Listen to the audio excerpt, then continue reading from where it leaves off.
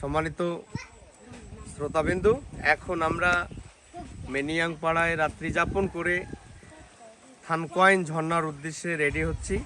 দেখতে পাচ্ছেন আমার পিছনে কি সুন্দর পাহাড়ি দৃশ্য, যেখানে মেঘের খেলা হচ্ছে। এখান থেকে মেঘ দেখা যাচ্ছে। এই মেনিয়াং পাড়ায় রাত্রিবেলা ছিলাম। এখানে 6টি পরিবার মাত্র। এখানে কোনো পানি নাই, পানির খুবই অভাব। পানি পাওয়ার জন্য পাহাড়ি পথে 1 থেকে 1.5 কিলোমিটার যাওয়া লাগে পানি খাওয়া এবং পানি নেওয়ার জন্য, গোসল করার জন্য। পানির খুবই সংকট। এখানকার যারা থাকে তারা খুবই কষ্ট করে থাকে। আমরা একটি রাত থাকছি, তাতেই আমাদের নাভিশ্বাস উঠে গেছে।